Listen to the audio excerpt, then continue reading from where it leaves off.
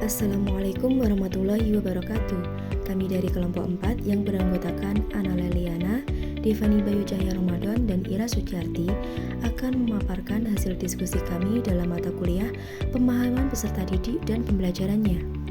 Baiklah, berikut kami akan menanggapi kasus-kasus yang berada di ruang kelas. Baik, saya akan membacakan kasus 1. Di kelas 7, Ibu Ika, guru bahasa Indonesia, memberikan tugas kepada siswa-siswinya untuk menulis tes deskripsi. Ibu Ika mengajak siswa untuk berimajinasi dan memilih satu tempat favorit yang pernah mereka kunjungi, baik di dunia nyata maupun imajiner. Setelah itu, siswa diminta mendeskripsikan tempat tersebut secara detail, termasuk suasana, pandangan, serta hal-hal yang dilihat dan didengar, serta yang dirasakan di tempat tersebut. Setelah memberikan contoh deskripsi tentang sebuah pantai, Ibu Ika meminta siswa untuk menulis 2 paragraf tes deskripsi dengan detail yang serupa. Namun, ia menyadari bahwa beberapa siswa kesulitan menulis tes deskripsi yang hidup dan kaya, sementara yang lain berhasil menyampaikan gambaran yang jelas. Nah, menanggapi kasus ini, ada beberapa faktor yang mempengaruhi kemampuan peserta didik dalam kasus tersebut. Yang pertama adalah pengalaman pribadi dari masing-masing peserta didik. Semakin banyak pengalaman yang dimiliki peserta didik, maka akan semakin banyak juga bahan yang digunakan dalam menulis. Pengalaman membaca juga mempengaruhi hal ini, karena peserta didik dapat memperkaya pengetahuan serta gaya bahasanya. Yang kedua adalah kebiasaan peserta didik dalam menulis karangan deskripsi atau tulisan lainnya, sehingga mereka terbiasa. Yang ketiga ialah ketidakmampuan siswa dalam menjabarkan ide ke dalam bentuk tulisan atau paragraf. Hal ini berkaitan dengan imajinasi dan kreativitas. Peserta didik yang memiliki imajinasi yang kuat dapat menciptakan gambaran yang ada dalam pikirannya, kemudian menuangkannya dalam tulisan. Dan selanjutnya adalah keterampilan bahasa. Peserta didik kurang menguasai kosakata dan tata bahasa. Ketika peserta didik memiliki kosakata, maka dia akan lebih mudah untuk menuangkannya dalam tulisan tersebut. Dan yang terakhir adalah peserta didik kurang memahami mengenai tes deskripsi, sehingga ini menjadi poin penting bagi guru agar membimbing peserta didik yang memiliki kemampuan menulis, bisa membimbingnya lebih maksimal lagi atau lebih memperhatikan siswa tersebut. Kasus 2. Rina adalah seorang guru di kelas 1 SD. Sebagian besar peserta didiknya belum bisa membaca dengan lancar. Rina sedang memikirkan cara yang sesuai untuk membantu setiap peserta didik menyelesaikan tentang belajarnya. Menurut Anda, apa yang dapat Rina lakukan untuk membantu peserta didiknya sesuai dengan tahapan perkembangan usia? Mengapa Anda menyarankan hal tersebut? Tanggapan kasus 2.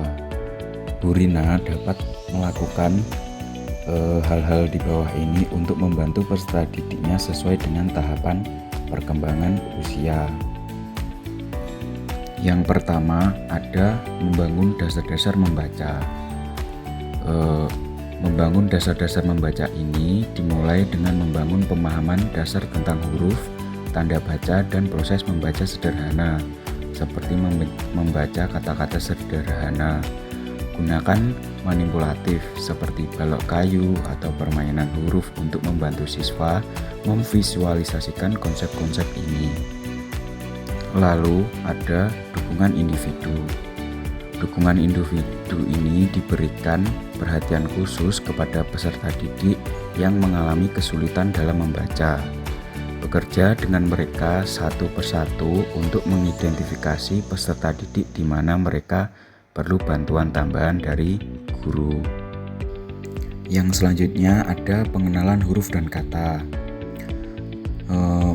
Guru mengajarkan anak-anak mengenal huruf dan kata melalui berbagai aktivitas yang menyenangkan, seperti menyebutkan benda-benda di sekitar kelas atau rumah mereka, dan menyusun puzzle kata-kata, dan lain-lain. Selanjutnya ada pendekatan progresif. Mulailah dengan konsep-konsep dasar dan perlahan-lahan ditingkatkan kompleksitasnya seiring dengan kemajuan peserta didik. Jangan terlalu terburu-buru dalam memperkenalkan konsep yang lebih rumit. Pengenalan huruf dan kata. Guru mengajarkan anak-anak mengenal huruf dan kata melalui berbagai aktivitas yang menyenangkan, seperti menyebutkan benda-benda sekitar kelas atau rumah, dan menyusun puzzle, dan lain-lain. Penggunaan cerita dan gambar. Guru dapat mensisipkan cerita atau gambar dalam pengajaran. Misalnya, meminta anak-anak menggambar beberapa benda dan kemudian belajar membaca benda tersebut. Ini dapat membantu mereka memahami huruf dan kata dengan lebih baik. Kreatif dalam pembelajaran. Cobalah pendekatan yang kreatif seperti menyanyikan lagu-lagu, benda, atau membuat proyek sederhana yang melibatkan proses membaca yang masih pada level dasar. Kelompok belajar. Bentuk kelompok kecil dalam kelas di mana anak-anak dapat bekerja sama dalam memecahkan masalah sederhana. Ini dapat membantu mereka belajar dari teman sebaya dan mengembangkan keterampilan sosial. Umpan balik positif dan kolaborasi. Umpan balik positif ini dengan memberikan pujian dan umpan balik positif kepada peserta didik ketika mereka berhasil menyelesaikan tugas. Ini dapat meningkatkan motivasi mereka untuk terus belajar. Sedangkan pada kolaborasi, guru melibatkan orang tua dalam proses belajar anak, berbagi strategi pembelajaran dengan orang tua dan meminta mereka untuk mendukung anak-anak dalam latihan membaca di rumah. Dan yang terakhir ada penggunaan permainan edukatif. Gunakan permainan yang bersifat edukatif seperti papan permainan yang melibatkan penyusunan kata sederhana. Ini dapat membantu peserta didik belajar menjadi lebih menyenangkan dan interaktif. Mengikuti tahapan perkembangan usia adalah penting karena setiap usia memiliki karakteristik perkembangan kognitif yang berbeda. Menurut teori Jean Piaget tentang perkembangan kognitif anak, ada beberapa tahapan perkembangan kognitif anak. Pada kasus ini dapat menggunakan tahapan perkembangan kognitif anak usia 7 hingga 11 tahun. Pada anak usia 7-11 tahun ini, anak mulai bisa berpikir secara logis dan terorganisir. Namun pemikiran itu masih didasarkan pada pengalaman nyata dan sesuatu yang terlihat. Meski begitu, inilah titik di mana kemampuan kognitif anak berkembang secara pesat. Misalnya, anak sudah bisa memahami jumlah, luas, dan volume suatu benda. Jika ada air dari gelas dituangkan ke mangkok, anak sudah paham bahwa volume air tetap sama, meski bentuk dan ukurannya berubah karena mengikuti wadah. Ini disebabkan anak sudah menunjukkan pemikiran yang lebih teratur dan nalar yang lebih baik. Dengan memahami tahapan ini, guru dapat menyusun metode pengajaran yang sesuai dan efektif. Metode pembelajaran yang sesuai dengan tahapan perkembangan usia akan membuat pembelajaran lebih menarik dan mudah dipahami oleh anak-anak, sehingga mereka lebih termotivasi untuk belajar. Dengan menggunakan materi yang sesuai dan alat bantu akan membantu anak-anak memvisualisasikan apa yang mereka pelajari, yang sangat penting dalam tahap pembelajaran awal.